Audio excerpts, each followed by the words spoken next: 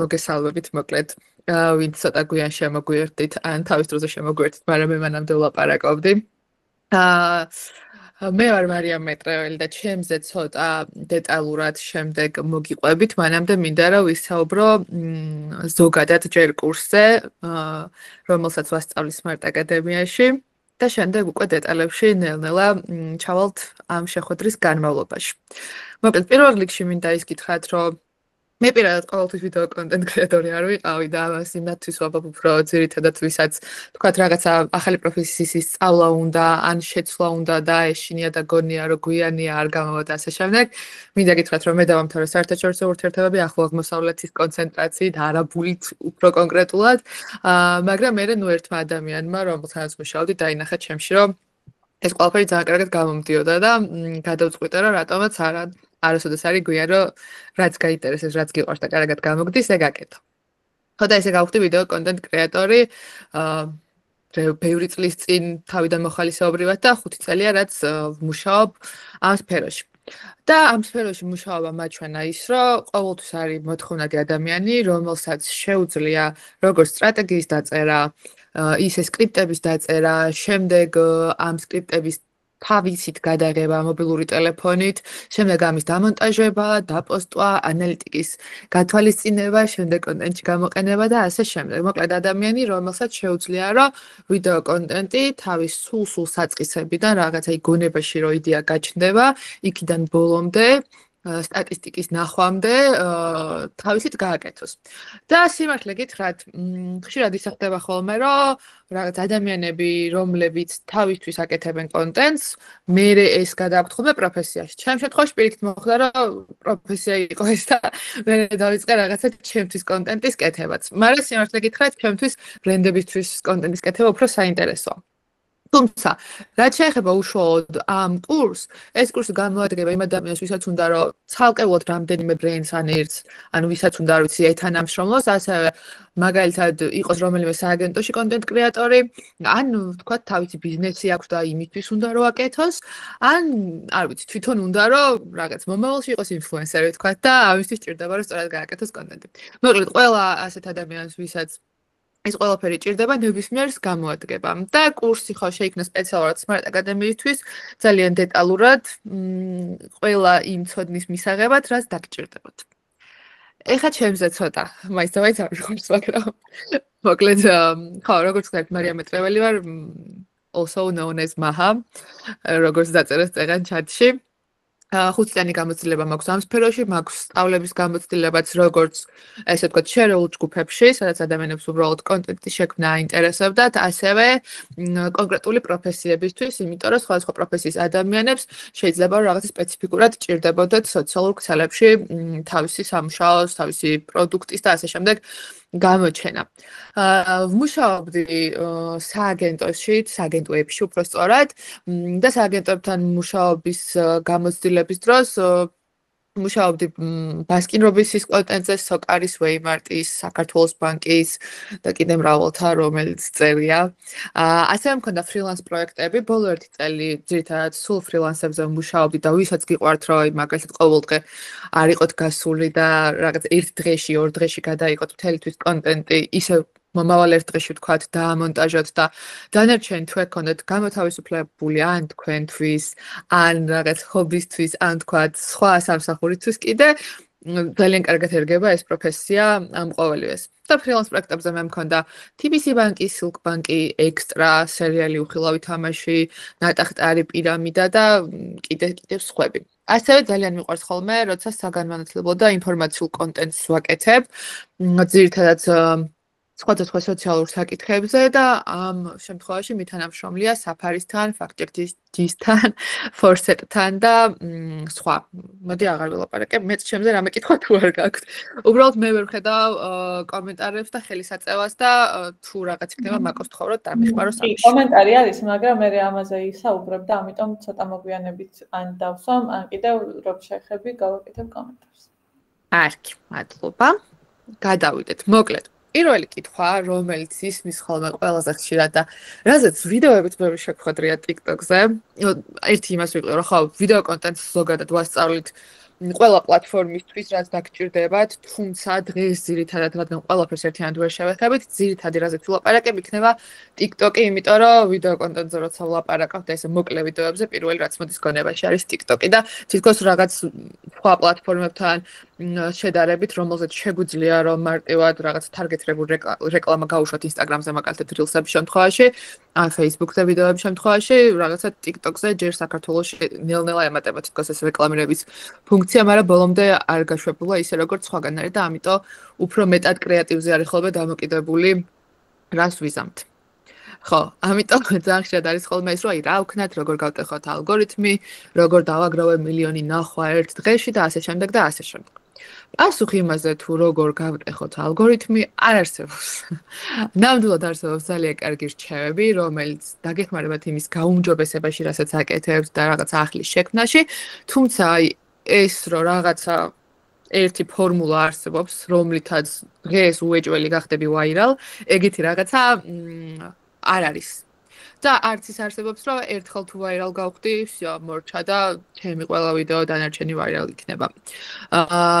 რეალურად თუ დავუკვირდებთ ხოლმე, როცა ესეთი ვიდეოები გვხდება, რომ აი როგორ გავტეხო ალგორითმი, იმ გვერდზე ბევრი სხვა ვიდეო არ არის ალგორითმი გატეხილი და შესაბამისად ეგეთი რაღაცები უბრალოდ არ არსებობს. თუმცა რა არსებობს ახლა? რა დღეს წარმატებული ვიდეოს უკან. რეალურად რაღაცეები არის, რისიც მუდმივად გათვალისწინებაც წარმატებამდე მიგვიყვანს. და რა არის ეს? პირველი არის სტრუქტურა, ანუ იმ ტექსტის სტრუქტურა, რომელსაც ვწერთ. ბუნებრივია ახლა რომ TikTok-ების და Reels-ების შემთხვევაში ზოგჯერ საერთოდ არ გვჭირდება არანაირი ტექსტი, პირდაპირ რაღაც ტრენდზე, საუნდზე ვიღებთ ვიდეოს და ასე შემდეგ. თუმცა ძირითადად მაინც როცა ბრენდებთან მუშაობთ, ხშირად გვხდება ხოლმე ისეთი შემთხვევები, რომ გვჭირდება სცენარის დაწერა, გვჭირდება სკრიპტის დაწერა. და რა უნდა ვქნათ ახლა სკრიპტი რომ დავწეროთ. ამას აქვს თავისი სტრუქტურა, რომელიც იწყება ჰუკით, მერე არის მთავარი ტექსტი, რომელსაც აქვს რაღაც value, რაღაც ღირებულება და მერე გვაქვს CTA, რომელიც არის call to action-ი. მე წეგან მივხვდი რომ აქ ისეთი ხალხი არის ვინც შეიძლება რომ ეს ყველაფერი იცოდეს კეპკაჩი მონტაჟთან ერთად მაგრამ მაინც მინდა რომ ჩემთაც ვილაპარაკოთ თანამამდროულად შემოდივარ მეორე მხრიდან იმიტომ რომ ძალიან მინდა რომ გეკონტაქტოთ ჰუკი რა არის ხო აი სიტყვაც გვეუბნება რაღაცნაირად რომ პირველი რითიც მომხმარებელი მაყურებელი უნდა წამოვაგოთ ასე ვთქვათ რომ დარჩეს თქვენ ვიდეოზე და უყუროს ბოლომდე რადგან ადამიანები ძალიან დიდ დროს ატარებენ სოციალურ ქსელში, ძალიან ბევრი კონტენტი გვხდება, რაღაც ყველა ბრენდი რომელიც ფიქრობდა რომ არ მჭირდება მე რომ რაღაც TikTok-ი მქონდეს მაგალითად ვიდეო კონტენტი ვაკეთო, ისინი ნელ-ნელა იწყებენ ამის კეთებას და შესაბამისად არის ძალიან ბევრი მასალა, რომლიდანაც ყველაფერს ბუნებრივია ვერ დაუჯდები და ვერ უყურებ და რაღაცა ინტერესი უნდა შეგექმნას იმისთვის, რომ ამას უყურო. შესაბამისად, ვიდეო რომელიც იწყება, გამარჯობა, მე ვარ მარიამ მეტრეველი, დღეს გავიღვიძე დილით კარგ ხასიათზე დავლი ეყავა და ასე შემდეგ და ასე შემდეგ.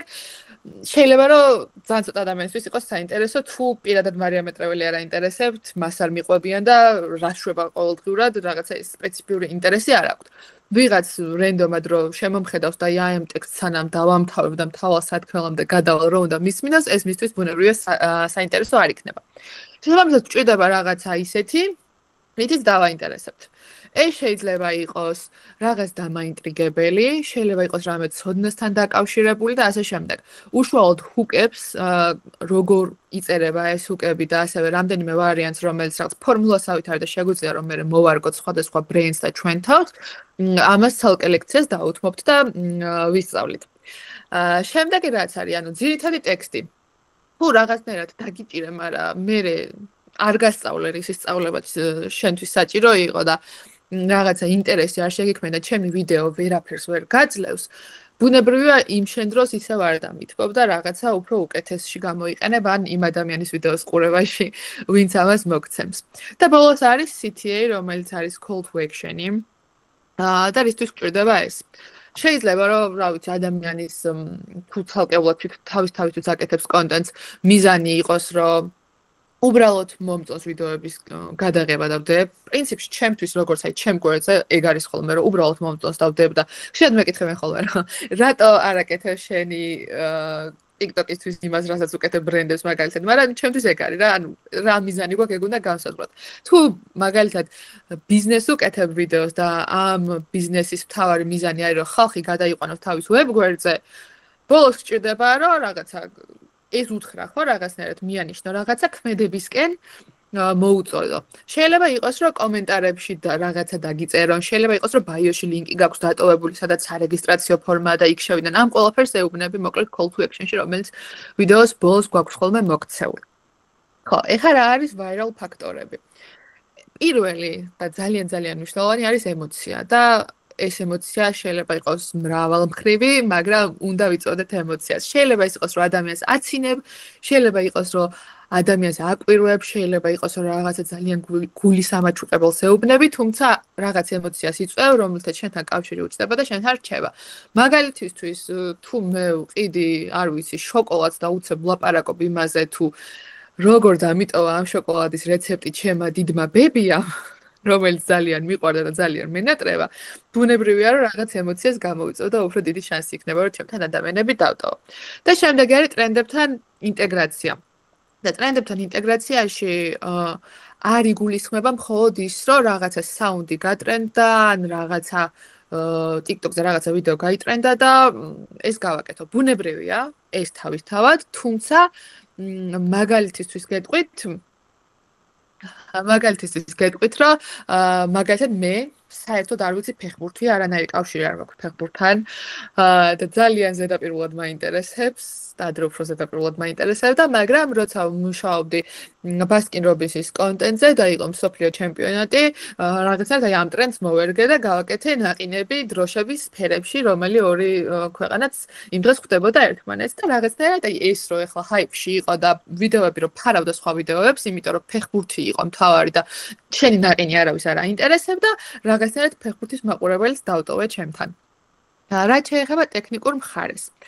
ხანგრძლივობა არის პირველი, რომელზეც ძალიან ხშირად არის ხოლმე ბევრი აზრი, რომ ვიდეო უნდა იყოს უფრო გრძელი, ვიდეო უნდა იყოს უფრო მოკლე, 15 წამზე მეც არავინ უყურებს, 3 წუთიანს უფრო უყურებენ და ასე შემდეგ. ეს ყველაფერი არის დატესტვადი ამისი რაღაცა განსაკუთრებული ფორმულა, რომ ეს არის კარგი და ეს არის ცუდი არ არსებობს. თქვენ თვითონ თუ დააკვირდებით ზოგადად და რომ შეხედოთ ყველაზე კარგი ერთ-ერთი მასწავლებელი პლატფორმის არის დაკვირვება და თქვენს ნახავთ რომ ზოგ კრეატორთან გრძელ ვიდეოებს უფრო მეტი ნახვა აქვს და მეტი მოწონება, ზოგთან მოკლეს. ამ შემთხვევაში მთავარი არის ის, ვის ელაპარაკები, ვინ არის შენი აუდიტორია და მაგაზეც ცალკე ლექცია გვაქვს დათმობილი Smart აკადემიაში ამ კურსზე, რომ განსაზღვროთ ვინ არის ჩვენი აუდიტორია, სად შედიან, რას უყურებენ, რომელ საათზე არიან აქტიურები და ასე შემდეგ. ხო, ბარემ ამ საათს ვიტყვი, რომ რაღაც რომელ საათზე უნდა დადო TikTok-ი, ესეთი კითხვა არის ხოლმე ხშირად და რაღაც რო დაგუგლოთ, რაღაც ინფორმაციებსაც ამოგიგდებს. რეალურად მანდაც იმას გააჩნია, ვინ არის შენი აუდიტორია. თუ ადამიანი, რომელსაც მე ვესაუბრები, ვიცი, რომ ამ საათზე ამთავრებს სამსახურს, მე დაახლოებით 1 საათი სახლამდე სჭირდება და მაგის შემდეგ ისვენებს და ცოტა ხანი სკროლავს, მაგ დროს უნდა დაუმთხვიო რა და ნუ მანამდე რაღაცა 40 წუთი ავიღო იმისთვის, რომ რაღაც სანამ ვიდეო რივიუზე იქნება, სანამ ცოტა მოემატება ნახვები და ასე შემდეგ. შემდეგი არის ხარისხი და ზოგჯერ ისე ხდება ხოლმე, რომ ხარისხი მახარა მახსენდება. სხვათა შორის არის ხოლმე ისე, რომ აი ზოგ ადამიანს არ ჭირდება არანაირად ხარისხი იმისთვის, რომ მისი ვიდეოები გავარდეს და მე მახსენდება ჩემი ერთი ინფლუენსერი მეგობარი, რომელსაც არ ვახსენებ ვინ არის, მაგრამ ალბათ მიხვდებით, მარტო თავი რო ჩანს და არავით არის ხარისხიანი ვიდეო რო არა გადახებული, მაგრამ მაინც ვაირალ. კი. ხო. მაინც ვაირალურია სულ. იმიტომ რომ მას აქვს ნიშა დაჭერილი, რომელიც არის მისთვის ძალიან უნიკალური და ბუნებრივია. ამ შემთხვევაშიც იქნება წარმატება მის კონტენტში. თუმცა იმ შემთხვევაში, როცა ბრენდზე ვსაუბრობთ, ყველაფერი სხვანაირად არის, გჭირდება სხვანაირი ხარისხი, რაღაც საწოლში საწოლილი რომ მელაპარაკოს, მაგალითად TBC ბანკი, ძალიან დაბალი ხარისხით. ვიფიქრებ, რომ რა ხდება, რა ამბავია. შემდეგი არის მონტაჟი. და მონტაჟს ასევე მნიშვნელოვანი როლი აქვს როგორც ჰუკს, ესე ვთქვათ, იმიტომ რომ თუ გინახავთ ვიდეოები, სადაც თავიდანვე რაღაც ისეთი ხდება, რაც შენ ყურადღებას იჭერს. მაგალითად, რაღაცა უცები იყინება, რაღაცა წყალი არის გადასხმული, წყალი გაჩერებული და ადამიანი გელაპარაკება, ან თქვათ, როცა ნელ-ნელა ზუმდება და უკან გადის კადრი. ეს ყველაფერი კეთდება ხოლმე იმისთვის, რომ ძალიან შეჩეული ვართ იმას, რომ თვალი იღლება და ყურადღება იღლება, როცა ერთ რაღაცა გაშეშებულს უყურებ. შესაბამისად, რაღაცა ქმედება გჭირდება. და ამ შემთხვევაში არა მარტო ყური უნდა დაინტერესდეს, როგორც ესეთი ჰუკებით, ასევე უნდა დაინტერესდეს თვალი. რაც შეეხება ახლა ფაილის ფორმატს.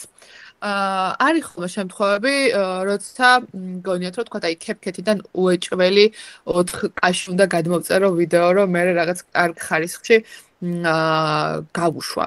ესეც არ არის, ხშირად გინახავთ ალბათ, რომ ტელეფონში ძალიან კარგ ხარისხში გაქვს ვიდეო, ატვირთავ TikTok-ზე და მე იქ ხარისხი უფუჭდება.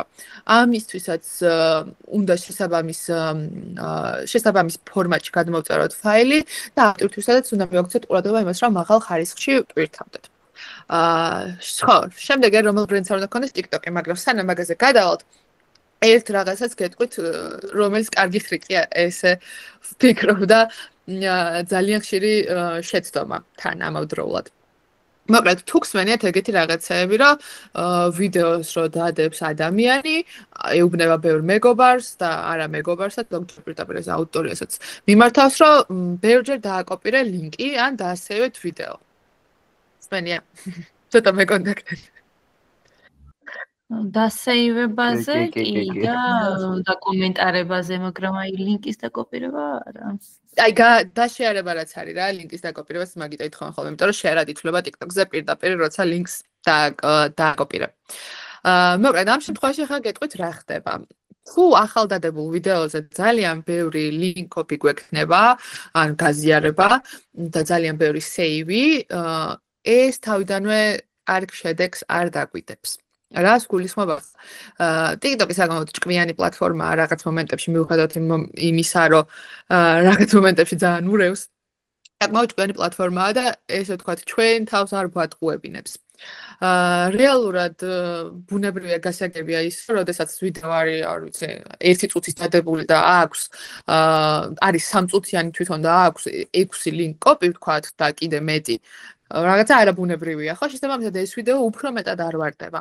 ამისთვის უნდა მისცეთ რაღაც დრო ვიდეოს, ბუნებრივი დრო, რა დროსაც შეგიძლიათ, რომ მეგობრები დაიხმაროთ კომენტარებით. კომენტარის შემთხვევაში მეტი შანსია, რომ თქვენი ვიდეო ასე ვთქვათ, გავარდეს. გადავიდეთ ახლა შემდეგზე. რომელ ბრენდს არ უნდა გქონდეს TikTok-ი და მაინტერესებს თქვენი პასუხი, თქვენი აზრით, რომელ ბრენდს არ უნდა გქონდეს TikTok-ი.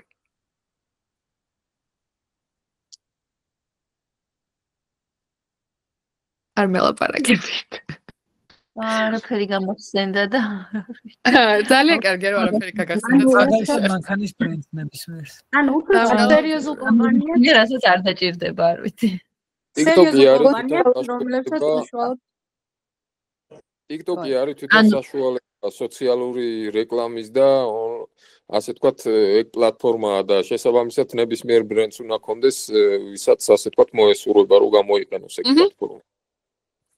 მადლობა. კარგი პასუხები იყო სხვათა შორის. მე ხშირად შემხვდრია მუშაობის განმავლობაში, იმიტომ რომ მე არა მარტო ვიდეო კონტენტს ვაკეთებ, სტატიკასაც ვაკეთებ და ყოფილი შემთხვევები რომ ვისაც სტატიკურ კონტენტს ვუკეთებდი, უთქვამთ რომ ჩვენ ბრენდს TikTok-ი არ უნდა გქონდეს, იმიტომ რომ ჩვენ ვართ ძალიან დახვეწილი ბრენდი, ძალიან clean ის და ჩვენ TikTok-ი მაგიტო არ შეგვეფერება. თუმცა ეს არის ძალიან არასწორი წარმოდგენა. პირველ შემთხვევაში სტატიკური კონტენტი რას ნიშნავს? აი მაგალითად Facebook-ზე დადებული ფოტოები და გრაფიკული დიზაინები, რომელიც არ მოძრაობს. ხო. საშუალებები, რასაც TikTok-ი გვაძლევს პირველ შემთხვევაში.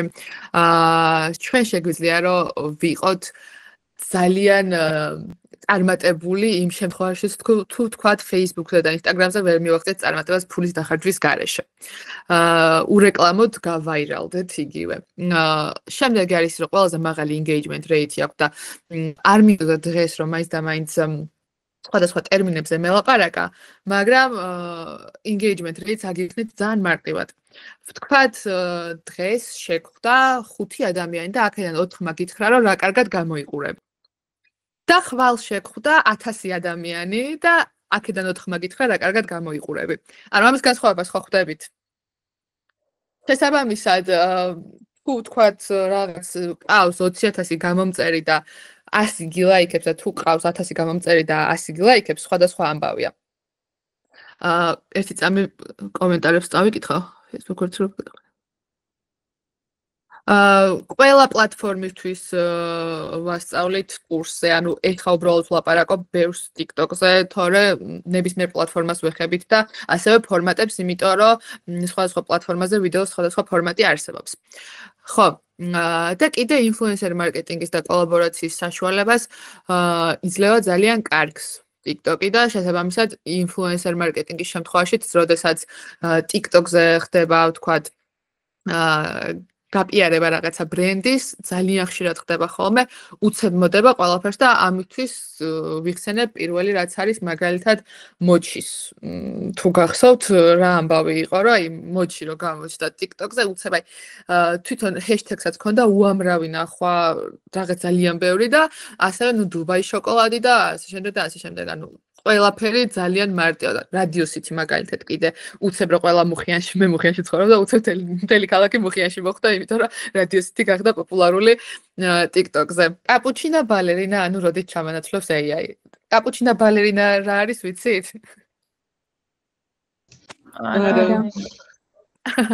კაი, მოკლედ TikTok-ს ვინც ძალიან ხშირად უყურებთ, შეიძლება შეამჩნიოთ, რომ ძალიან აქტიური გახდა AI-ით დაგენერირებული ვიდეოები და მათ შორის ხმებიც.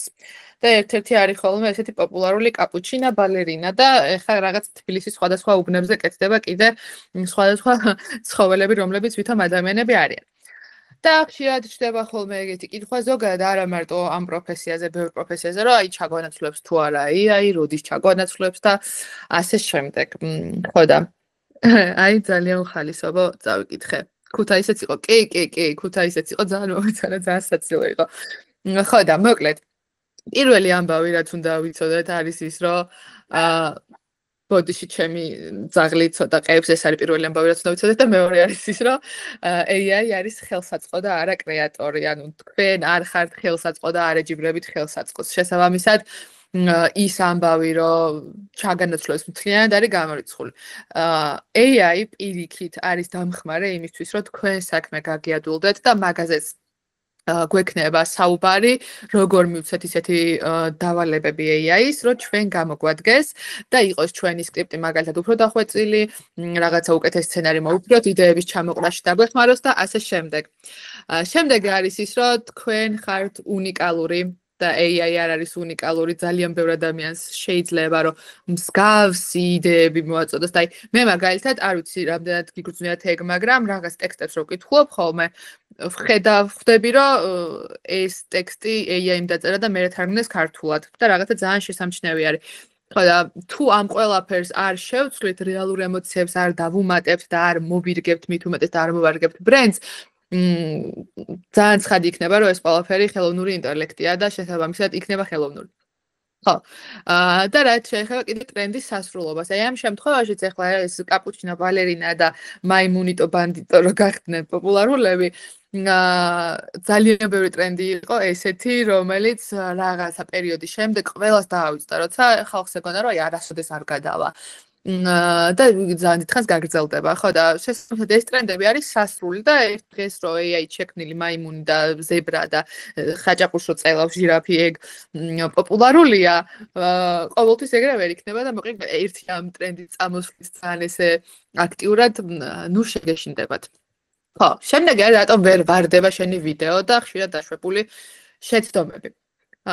პირველი არის სკრიპტი, რასაც ვიტყოდი, გაუმართავი სკრიპტი, იმიტომ რომ თავიდანვე როცა ადამიანებს მანამდეც ვისაუბრე ამაზე, ვაწვდით ბევრ არასასიამოვნო ან არასაჭირო და არასაინტერესო ინფორმაციას, ბუნებრივია რომ აღარ ვაინტერესებთ. მით უმეტეს თუ ჩვენი მიზანი არის ბრენდთან დაკავშირებით თუ ამბობ რაღაცის გაყიდვა, სანამ ადამიანი იქამდე მივა რომ რაღაცა უნდა იყიდოს, თუ ინტერესი არ გაუჩნდა შენ პროდუქტამდეც ვერ მიიყვან და ვერ დაიჭერ მაგდენი ხანი.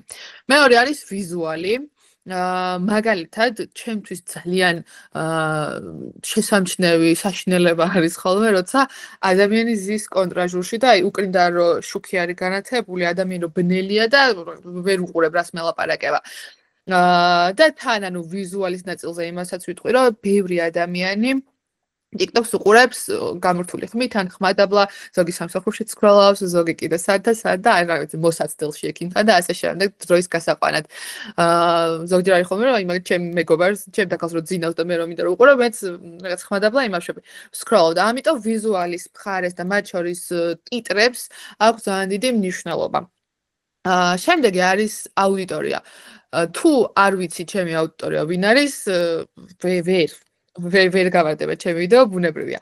მაგალითად, თუ მე დავიწყე TikTok-ის კეთება, რაღაცა კონკრეტულით, რაღაც ნიშა მქონდა არჩეული და ამას მიუყვებოდი და შემდეგ უცებ მომინდა რომ ეს ჩემი ნიშა შეიცვალოს და ვხედავ რომ ეს შეცვლილი ნიშა რაც არის, რაც ავირჩიე რომ ეხლა ვაკეთო, სხვებთან ძალიან კარგად არის, ძალიან ბევრი ნახვები აქვს და ასე შემდეგ და მე ვდებ ამ ვიდეოს და ჩემთან არა აქვს მაგდენი ნახვა და ვფიქრობ რომ რატო მაგალითად მე თუ აქამდე მქონდა ვეგანურ კვებაზე მთლიანად დაფუძნებული ჩემი ვიდეოები და უცებ ეხლა ვლაპარაკობ რძეზე, ძროხის რძეზე, რაც არ უნდა ქონდეს იმ ძროხას მანამდე ნაჭამი, ბუნებრივია რომ ეს ხალხი ვინც მე მიყურებ და ჩართულობა მათი ნაკლები იქნება რა და ისეთი ინტერესი არ ექნებათ. შემდეგი არის ჰეშთეგები, რომელიც არის ძალიან მნიშვნელოვანი ნაწილი. მით უმეტეს მაშინ როცა ადამიანები ფიქრობენ რომ for you-ს თუ უყვირებ გაიგებს. ანუ for you მეთქის დაწერა არაფერს არ უშველის ჩვენ ვიდეოს. არც for you page, არც ინგლისურად, არც ქართულად და არანაირად. რეალურად ჰეშთეგები არის საძიებო სისტემისთვის, ხო? და მაგალითად მე თუ კურსზე დავდებ ვიდეოს, შემიძლია რომ დავაწერო კურსი, კონტენტის შექმნა, კონტენტი, ვიდეო, სოციალური მედია და ასე შემდეგ. და ამ შემთხვევაში ბუნებრივია კი, კარგი იქნება, მაგრამ თუ დავაწერ ვაირალ და სად შეხვდა ვიდეოს ჰეშთეგებით, ბუნებრივია რომ ეს არ იმუშავებს და როცა ადამიანი თავისთვის დებს ვიდეოებს და ერთობა, შეიძლება რომ ეს იყოს ოკეი, მაგრამ როდესაც ბრენდს უკეთებთ ვიდეოებს და მათ სოციალურ პლატფორმებზე ვდებთ ამას და ამ ყველაფერს ვაწერთ, ცოტა იყოს არაპროფესიონალიზმია და შესაბამისად ჯობია რომ მოვერითოთ. შემდეგი ხო, ეხლა case studies. მოკლედ რაინი არის TikTok-ი თუ გაქვთ ვინმესთან ხელები აწეული ვისაც აქვთ კითხვა ხო არ გაქვთ ბოდიში? არა, უბრალოდ გვაქვს. რამდენიმე ხელს ვხედავ. ხო, ჩავწყვეტეთ. კარგი, ჩემი თაღლიტირის. მოკლედ, რაინი არის TikTok-ი ხო თუ გაქვთ ნანახი ეს კითხვა მქონდა. აქამდე.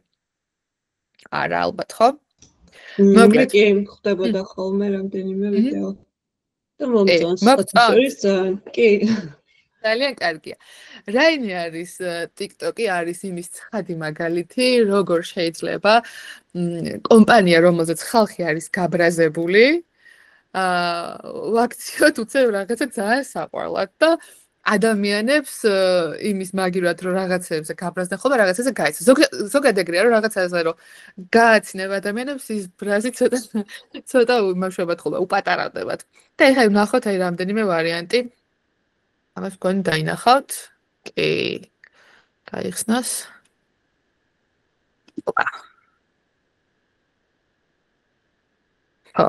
აი, რაღაცა მაიმუნობა, რომელზეც მაინც და მაინც ბევრი არავის არ უწვალია, რაღაცა ძალიან მარტივად გაკეთდა და შედეგად მივიღეთ ის, რომ ძალიან ბევრი ნახვა აქვს, მილიონობით და რაღაცა ბევრი ადამიანისთვის არის ძალიან საყვარელი. წამი. ხო. გვაქვს შემდეგი კიდე.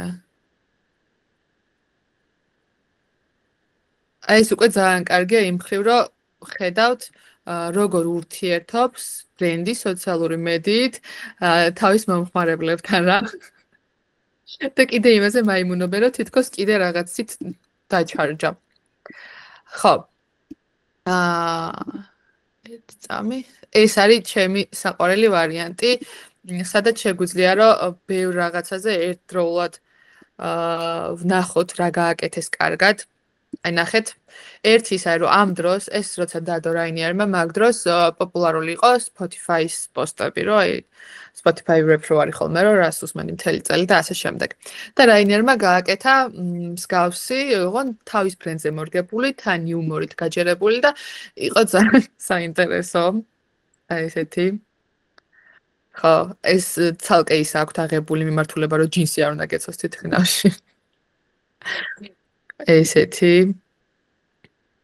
ტუალეტის სელფებზეც ძალიან შედგადაობენ. ესე. ასე. ხო, და ესეთი რა. ჩემი აზრით ძალიან საინტერესოა და ძალიან კარგია, როცა ბრენდ შეუძლია ეგეთი რაღაცეების კეთება და არ არის დამოკიდებული მარტო იმაზე, რომ იფრინე ჩვენთან ერთად, ნახე რა იაფად გთავაზობ ფრენას და რაღაცა და აი უბრალოდ რასაც ნაჩვევია თვალი რეალურად, რომ აი გაპიწყინებული ხალხი ყოველთვის ძალიან მოწესრიგებული და რაღაც ანუ რასაც ისედაც ვიცით ხო, აი თითქოს რაღაცა რომ ფრენის დროსაც ხედავ და რაღაცა განსაკუთრებული ამაში არაფერი არ არის. შემდეგი ვის გაქვთ? მარია, კომენტარი არის რომ ასეთ იდეებს ხშირად ბრენდები არ უწონებენ კრეატორებსო. ანუ მადლობა რომ ეგეთი რაღაცა თქვით. ძალიან გამიხარდა ეხლა გულზე მოხვდა კარგად, იმიტომ რომ მაგაზე საუბარიც მინდოდა რომ ჩვენ ამ კურსის განმავლობაში გავივლით კომუნიკაციას დამკვეთებთან. რაც ბუნებრივია, კი, ბევრჯერ იქნება ეგრე რომ რაღაცეებს არ დაგიმტკიცებენ, მაგრამ მე გასწავლით იმას, როგორ წამოიყვანოთ დამტკიცებისკენ და ასევე როგორ იყოს ეს პროცესი უმტკივნეულო, როცა რაღაცეებს არ დაგიმტკიცებენ და როგორ შეგვიძლია, რომ რაღაცეები ჩვენც არ დავთმოთ, მაგრამ არც დამკვეთი გავანაცხენოთ და ყველაფერი ესე კარგად და კეთილად დასრულდეს.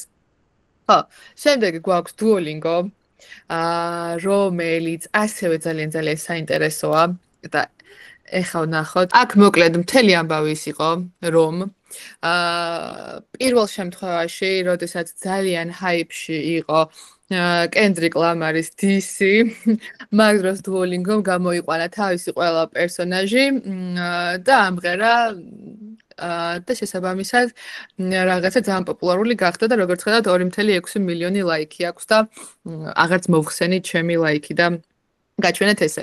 შემდეგ ვიდეოში კი, როდესაც TikTok-ი უნდა დაბლოკილიყო ამერიკაში და ნუ რაღაც პერიოდი ასეც იყო, Duolingo-მ პირველი რაც გააკეთა დაპირდა ხალხს, რომ ერთ წამი თქვენი აღნიშნული კონტენტი ყველა კომპანიის არა, ყველაზე რა თქმა უნდა არ მოქმედებს, მაგას ვსწავლობ ზუსტად, რომ რომელი კომპანიისთვის რა კონტენტი არის შესაბამისი, აუდიტორიის მიხედვით თვითონ კომპანიის ხასიათიდან მიხედვით რა უნდა გავაკეთოთ იმისთვის, რომ ვიყოთ წარმატებულები. რაც შეეხება დაწყების შემთხვევაში სხვათა შორის ჯობია რომ სახალისო კონტენტით დაიწყოთ და მერე გადახვიდეთ სერიოზულით დაიწყოთ და სახალისოზე გადახვიდეთ, იმიტომ რომ იმას, რასაც ბევრი ხალხი მოყავს, შეუძლია რომ რაღაც აუდიტორია შეგიქმნათ, რომ მერე იმის გასაზიარებლად ყავდეთ ხალხი, რაც რეალურად გჭირდებათ, თუმცა ამას შორის არ უნდა იყოს ძალიან დიდი სხვაობა და რაღაცა დიდი გადახტომა, რომ ის ხალხი, ვინც სხვა რაღაცისთვის მოვიდა შენთან არ გაიქცეს ესე ვთქვათ. რაც შეეხება ახლა ჩვენს დუოს აქ, როდესაც ხო მარია, მაპაკი. მე შემიძლია რომ ახლა გავაზიარო ხმით და გინდა გავაზიარო? არ არის საჭირო ამ შემთხვევაში უკვე ისე მოყოლითაც გასაგები არის ვიზუალის მხრივ. მოკლედ მეორე ვიზუალზე როგორც ხედავთ, აი ჩინური წარწერები რო არის, Duolingo-მ თავისი ხასიათი რაც იყო მაგალითად ის რომ ენებს ასწავლიან დაუკავშირა იმას რომ ჩინურ იმაზე რა ქვია პლატფორმაზე Red Note-ზე უწევდა ხალხს გადასვლა TikTok-ის დაბლოკვის გამო და დაიწყო ჩვენთვის ჩინური სწავლება. ოღონდ ეს ჩინური სწავლება არ იყო გამარჯობა ნახვამდის და ასე შემდეგ ეს იყო რაღაც Slay Queen და ასე შემდეგ ფრაზები რაც TikTok-ზე მაიშეილა და ასე შემდეგ რაც გვჭირდება ხოლმე TikTok-ზე რომ ეს ყველაფერი უკვე ჩინურადაც ვცოდნოდა. შემდეგში კიდე ხედავთ visuals, რომელიც შექმნილი არის, ეს ტრენდი ალბათ გახსოვთ და ეს ტრენდი როცა მაგალითად რაღაცა სხვა ცხოველები და ფიგურები იყო, კატები თუ არ ვსწრებ, ხო, კატები იყო. თუ კურდღლები რანაირად არ მახსოვს, არ ვიცი, მაგრამ სხვა ცხოველები როცა იყო მოკლედ ამ ტრენდში, Duolingo ადგა და თავის ბუს მოარგო ეს ყველაფერი და ამით შეგვიძლია ვნახოთ ის, რომ სხვადასხვა ტრენდები, რაც ესე ერთი შეხედვით შეიძლება გეგონოს, რომ ამ დღეს ეს ტრენდი არ მოუხდება და ეხლა ეს არის ყველაზე მეტად და მეც მინდა რომ ეს ვაკეთო და როგორ ვქნა. მაგის პასუხია რომ შეგიძლია ყოველთვის ვქნა ეგეთი რაღაცეები, მოკლედ თავარია ცოტა კრეატივი და რაღაცა ხრიკების ცოდნა. შემდეგი, ეხლა ნახეთ აქ რა ხდება. ამ ადამიანებს ხო ვცნობთ ყველა. იხო ალბათ. კი. მე რო დღეს დამავიწყდა და მაკოს ეუბნებოდი ჯასტინ ბიბერის ცოლს რა ქვია მეთქი ეგრეთ თუ არ გემართება თქვენც კარგია. მოკლედ, ჰეილი ბიბერი, კენდალ ჯენერი და ნაომი კემბელი ყავს აქ. და აქ მინდა რომ უბრალოდ დააკვირდეთ ვისი TikTok-ია, ანუ ბოსის TikTok-ია და ლაიქებს რო შეხედოთ 2 წუთით თუ შეიძლება დაახლოებით როგორი ლაიქები აქვს ესე თვალით რომ დაიმახსოვროთ. კარგი, ეხლა შემდეგ სლაიდზე გადავდივართ და გვაქვს ისევ ბოსის TikTok-დან დასკრინული ზუსტად იმავე პერიოდში ვიდეოების სკრინები და ნახეთ ეხლა აქ რა ხდება, აქ რო შეხედოთ ლაიქებს. მოკლედ, აქ მთელი ამბავი ის არის, რომ ბოსმა გააკეთა კოლაბორაცია ხაბილეიმთან, ანუ ამ ადამიანთან, ამას რო შვებოდა. და მიუხედავად იმისა, რომ ხალხი გიждდება იმ ადამიანზე, ვინც წინა სლაიდზე იყვნენ და თითქოს იმის მიუხედავადაც, რომ მოდაზე როცა ვსაუბრობთ, ის ადამიანები უფრო წარმოგვიდგენია პირველ რიგში და რა ვთქვათ, ხაბილეიმი, ეს იყო ძალიან ვაირალ კამპანია და ეს იყო ორივე მხარისთვის ძალიან კარგი და მინდა რომ როგორც კრეატორმა ეგრეთ შეხედოთ და როგორც ბრენდმაც თქვათ, იმიტომ რომ ბრენდისთვის ეს ძალიან სწორი იყო, რომ იმ პერიოდში ვინც იყო ყველაზე მეტად თაობისთვის მიმზიდველი და ყურებადი, იმ ადამიანს დაუკავშირდნენ და ხაბილეიმისთვის, რომელიც კოვიდის შემდეგ იყო სამსახურ დაკარგული და იყო ძალიან ცუდ მდგომარეობაში, ფაქტობრივად ეხლა TikTok-მა ცხოვრება აუწყო და ვერც წარმოიდგენდა ალბათ ვერასოდეს რომ რაღაცა ბოსის კამპანიაში იქნებოდა და ბევრად პოპულარული ვიდრე ნაომი კემბელი, მაგრამ იხედავთ რომ ესე გამოვიდა. ეხლა მე მაინტერესებს თქვენი პასუხები კითხვაზე ამ ორი შედეგიდან, აი ლაიქები მაქვს, კომენტარები, სეივები, გაზიარებები და ნახვები, რაღაცა ვითომ ვიდეოსი ჩემი ხელით მოვხატე, წარმოდგენილი რომ ვინმესთვის რაღაცა, ვინმე სკრინი არ ამეღო. თქვენი აზრით, აქედან რომელია უკეთესი? აქ ძალიან დამჭირდება რომ ვინმე მიკროფონი ჩართოს და მითხრეს. ელენესთვის არის პირველი. სეივები ერთნაირია ქორვეს. მეორევისთვის არის? ხენა, მაგრამ მარჯვენა უცხოეთ ცოცხალი. თითქოს მზეა. არა, ვიზუალს არ მიაქცევთ ყურადღება, ეს ვიზუალები უბრალოდ გასწავლეთ. მეორე და ბევრი გაზიარებები აქვს და ალბათ საინტერესო კონტენტია. კომენტარების თუ დავაკვირდებით, ანუ ჩართულობა უფრო მნიშვნელოვანია ამ შემთხვევაში და ის რომ რამდენად დააინტერესათ ალბათ ან კითხვა დასვეს, ან იმდენად მოეწონათ, რომ ეს მერე კომენტარი დაწერეს, ვფიქრობ, რომ პირველი. მადლობა, მაგაზე ერთი რაღაც გამომჩა ერთი დეტალი, მეორე ვიდეოს შემთხვევაში ჩათვალეთ, რომ კომენტარები გაუთიშეს. მაგიტო არის ესე, რომ აი არაფერი არ ჩანს მაგის ქვემოთ. ანას იმას წავიკითხავ ერთი წამი რაღაც გონი საინტერესო დაწერა 50,000 ნახვიდან მეორეზე 1000 ნახვა აქვს მარტო. ახლა ლაიქი იგულისხმე ალბათ ხო? ხო. კი ბატონო. ანა, შენი აზრით რა შეიძლება ნიშნავდეს ეგ? 50,000 ნახვა და 1000 ლაიქი. აბა კიდევ ვინმე სხვა აქვს რაღაც პასუხები? ანუ ტყუილად აქვს მომატებული? სხვადასხვა ეგეთი რაღაცაც შეიძლება. ამ შემთხვევაში მაგაზე არ მიფიქრია, მაგრამ კი, ეგეც შეიძლება რომ იყოს. Trash კონტენტია. ანა გოგიშვილის პასუხი არის ძალიან კარგი სხვათა შორის. მოდი ახლა ვნახოთ ესეთი რაღაც. როცა თქვათ, თუ გადაწყვეტთ რომ ამ პროფესიას მიყვეთ და რაღაცა ჯგუფებში დაემატებით, სადაც სამსახურის მოძებნება გინდებათ და ასე შემდეგ და ასე შემდეგ, შეიძლება დაინახოთ ხოლმე ეგეთ რაღაცებს, რომ ბევრი ადამიანი რაღაცა დებს სკრინებს, როცა მუშაობის დაწყებას აპირებს, რომ აი ეს არის ჩემი შედეგები და რაღაცა თქვენი ბრენდისთვის გავაკეთებ კონტენტს. ამ შედეგების ყურებით, რომ ზოგჯერ ბრენდებს თვითონ რაღაცები ეშლებათ და ავიწყდებათ, რომ მარტო რიცხვებზე ყურება ძალიან ზოგადად რომ აი ბევრი წერია აქვს და 1000 რაღაცა და რაღაცები ეს მარტო არაფრის მომცემი არ არის, იმიტომ რომ ამის უკან გჭირდება გაანალიზება, რატომ მოხდა ეს. პირველი ვიდეოს შემთხვევაში ყველაფერი არის ძალიან ლოგიკურად, ანუ ამდენ ნახვაზე, ამდენი ლაიქი, კომენტარი, შენახო, გაზიარება ძალიან ნორმალური ამბავია. არ არის ეს რაღაცა ამბევრია ან ცოტა ან ასე შემდეგ. ჩვეულებრივი რაღაცა. ძირითადად როგორც მოხდებოდა ეგეთი ამბავია. მეორე ვიდეოს შევხედოთ ახლა. გვაქვს 55,700 ნახვა, 1097 ლაიქი და 7562 გაზიარება. ძირითადად ეს ხდება ხოლმე იმ შემთხვევაში, როდესაც ადამიანებს უნდა სხვებს აჩვენონ ეს რა საშინელებაა. აი ამ მომენტში ხდება ხოლმე ძირითადად ამდენი გაზიარება ასეთი ნახვების და ასეთი ლაიქების დროს. როგორცადაც კომენტარები გათიშვლია და ესეც სპეციალურად გავაკეთე, იმიტომ რომ როდესაც რაღაცა ცუდი კონტენტი იდება და ხალხს ამაზე რეაქცია აქვს, მაგალითად, ბრენდი ხუმრობს ისეთ თემაზე, რომელზეც არ უნდა ხუმრობდეს.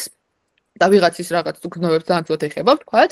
ამ შემთხვევაში თიშავენ კომენტარებს, მაგრამ ხალხი მაინც აზიარებს, ბუნებრივია, ადუეტებს და ასე შემდეგ და შესაბამისად ეს გაზიარება იზრდება, ნახვაც ბევრი აქვს შესაბამისად და ლაიქები შესაბამისად კიდევ ცოტა. ხო და ამით იმის თქმა მინდოდა, რომ ყოველთვის როცა ანალიტიკას ესე ზედაპირულად შევხედავთ და რაღაცებს დავინახავთ, არ უნდა ვიფიქროთ, რომ всё, ბევრი რიცხვი დავინახე და კარგია. ყოველთვის ღრმა ანალიტიკა გჭირდება, უნდა ვნახოთ ვინ ნახა, საიდან მოვიდა, ასევე შეგვიძლია ვნახოთ რა სიტყვებით მოგვაგნეს, რომ ვიცოდეთ, რომ რაღაცა საიდან მოდიან ჩვენამდე, ხო? იქნებ იმაზე უნდა ვიმუშაო უფრო მეტი. ხო. და შესაბამისად ანალიტიკასაც რომ ვისწავლით და ცალკე ამ ყველაფერს ჩავუყვებით დეტალურად რა როგორ უნდა გავარკვევთ და შემდეგ როგორ ვთარგმნოთ იმაში რომ უკეთესი კონტენტი გქონდეს, ამის თქვა მინდოდა ამ ყველაფრით. ეხლა მაინტერესებს რამე კითხვები თუ გაქვთ, ყველა კითხვას მინდა რომ ვუპასუხო და თუ თქვათ რაღაცა კითხვების შემდეგაც ცოტა დრო დაგჭირდება, კიდე რაღაცებს გაგიზიაროთ, უბრალოდ არ მინდა რომ კითხვების გარეშე დაგდოთ. მე მაინტერესებს აი ფორმატზე, რა ფორმატში უნდა გადმოვიწეროთ, რომ ამბობდით აი Facebook-ისთვის მაგალითად და Instagram-ისთვის. Reels გულისხმობთ, ანუ რა ზომის ვიდეოს გულისხმობთ?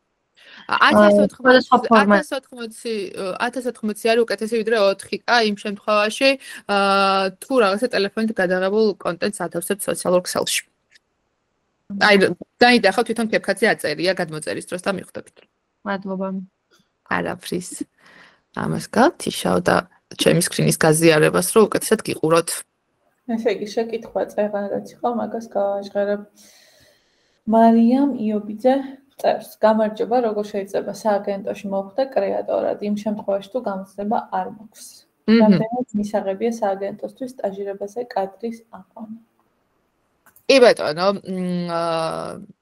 ძალიან გულით ეძებენ ხოლმე სააგენტოები ვიდეო კონტენტ კრეატორებს მინდა გითხრათ და მე პირადად როცა მე ვმუშაობდი და გვჭირდებოდა ჩემთვის მეორე ადამიანი კიდე ჩემი ინტერნი ვინც იყო რომელიც ძალიან კარგი ადამიანია ფოტოში ძალიან მიყვარს დამეწყოს გიждები ადამიანებზე რომელსაც ჩემგან რაღაცები უსწავლი 1000 უბიდა ხოლმე რომ ხარდაჭერა გამოვხატო იმედია ჩვენც ეგრე ვიქნებით მერე ხო მოკლედ ძალიან ისე იყო რა არ იყო ბევრი ადამიანი იმასთან შედარებით სხვა მიმართულებებზე რამდენიც იყო რაღაცა სულ ჯამში გავესაუბრე ალბათ 4 ადამიანს როცა სხვა მიმართულებებზე იყო უამრავი და რაღაცა გადარჩევები ხდებოდა და მთელი ამბები. ამიტომ სააგენტოებში კი ვიდეო კონტენტ კრეატორებს საკმაოდ ეძებენ. ეხლა რაც შეეხება დამწყებებზე საუბარს და როგორ მოვხვდეთ და ასე შემდეგ. ერთი ამბავი არის რომ ბუნებრივია ვაკანსიები, მეორე ამბავი არის რომ სააგენტოების შემთხვევებში არ უნდა მოგერეთო და მიწეროთ და გაუგზავნოთ თქვენი პორტფოლიო. ეხლა რაც შეეხება პორტფოლიოს, სად გვაქვს ეს პორტფოლიო? მოკლედ, დავალებები ისე არის გადანაწილებული და ისე არის ყველაფერი ამ კურსზე მოწყობილი, რომ თქვენ კურსის ბოლოს რაღაც ნამუშევრები გქონდეთ უკვე თქვენს პორტფოლიოში. ოღონდ ეს ნამუშევრები არ იქნება მხოლოდ ვიდეო. თქვენ ნამუშევრებში იქნება როგორც სტრატეგია, ასე ვიდეოები, ასევე სკრიპტის წერის გამოცდილება და ასე შემდეგ და ასე შემდეგ.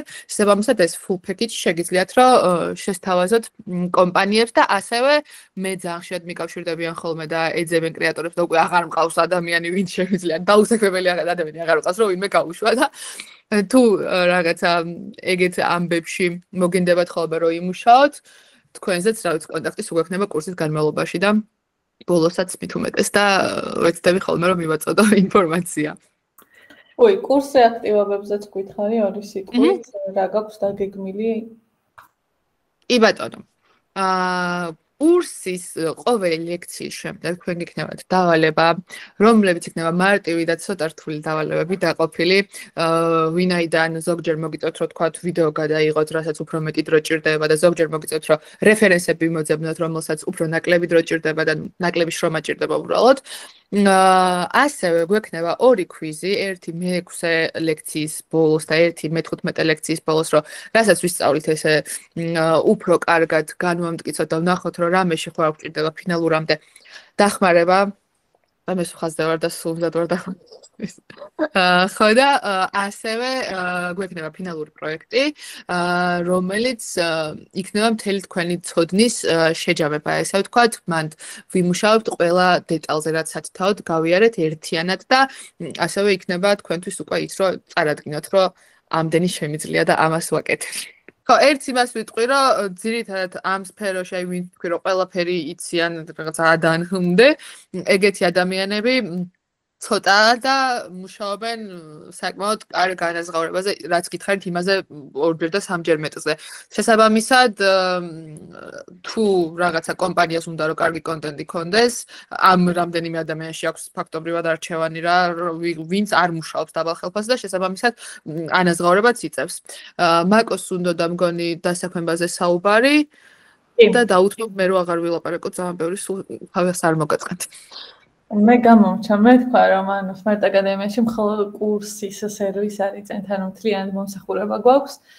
დაწყებიდან მოყოლებული კარიერის პროგრამის ფარგლებში სარგებლობთ თქვენ სხვადასხვა სერვისით. გასაუბრების სიმულაცია იქნება რეკრუტერთან, CV-ს თუ LinkedIn-ის მოწესრიგება, შეძენილი კომპეტენციების მიხედვით LinkedIn-ის განახლება და ასევე CV-ს. მოკლედ ამ ყველაფერში რა თქმა უნდა ჩვენი წვლილი შეგვაქვს, ასევე დახურული შეხვედრები ტარდება სტუდენტებისთვის, სადაც ვსაუბრობთ გასაუბრების ეთიკაზე და უამრავ რჩევას ვაძლევთ.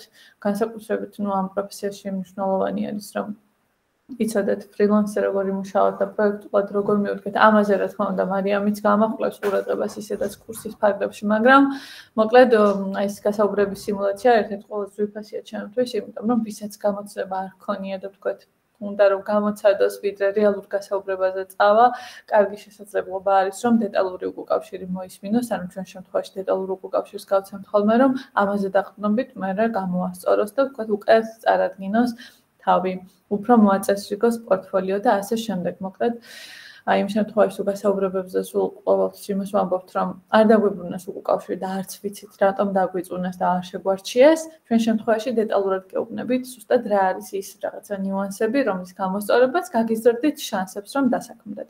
ამის გარდა მუდმივად მუშაობთ პარტნიორების დამატებაზე, მემორანდუმებს ვაფორმებთ მეგობრულს და შესაბამისად ამ ნაწილშიც სხვათა შორის შემოსვლამდე მომწერეს ზუსტად რომ ეძებენ advertisers და სულ ანუ პარტნიორი კომპანია არის, თუ არა პარტნიორი, ვინც იცის Smart Academy 2018 წლიდან და ნდობით სარგებლობთ, ყველა გვეკითხება სხვადასხვა პროფესიაზე, რა თქმა უნდა, ჩვენ და შესაბამისად ამ ადამიანებს, ვისი ფასიც გვაქვს აქტიურად, მათი ნებართვით უზიარებთ ხოლმე კანდიდატებს, ან თვითონ სტუდენტი უზიარებს. ყოველ შემთხვევაში ჩვენ რეკომენდაციას ვუწევთ 90+ ქულის მქონე სტუდენტებს, ანუ მათ პირველ რიგში მათ, ვისაც ვენდობით, რომ ამ ყველაფერს კარგად წარმოაჩენს თავის ცოდნას და გამოცდილებას, რასაც კურსის ფარგლებში აგროვებს ხოლმე თითოეული სტუდენტი. კარიერის პროგრამაზე ხო, გამომჩა ის, რომ ეს სერვისი არ მოქმედებს მხოლოდ კურსის ფარგლებში, ანუ 2 თვის განმავლობაში, ანუ თქვენ რომ ახლა რაღაც პროექტს აიღებთ, თქვათ ჩვენი დახმარებით და 1 წლის შემდეგ დასაქმება მოგინდებათ და ან ახალი პროექტი და ასე შემდეგ, თქვენ თუ გექნებათ ჩვენთვის ნათქვამი, რომ ისევ აქტიურად ხართ მაძიებელი, ამ ნაწილშიც მოკლედ უწყვეტად 1 წლის მერე იქნებათ 2 წლის შემდეგ ისევ გეხმარებთ. თავარია რომ შემოგძახოთ და გითხრათ რომ ამ პროფესიით მუშაობა გინდათ და გაგვიზიაროთ თქვენი პირობები, რა თქმა უნდა, ესეც მნიშვნელოვანია ხოლმე რეალისტური იყოს თქვენი პირობები, როგორც დამწყების, ხო?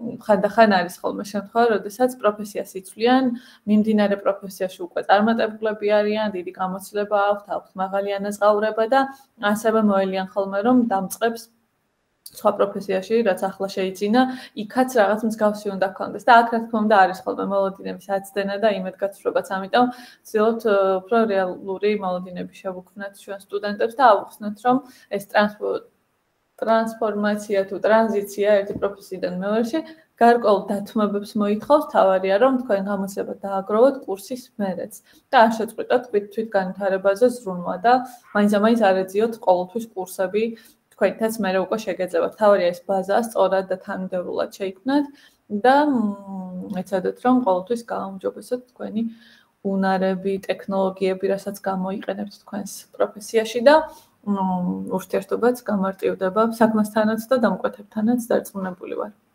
და იქნებით ყოველთვის მოთხოვნადი. ასეთი ადამიანი ყოველთვის მოთხოვნადია.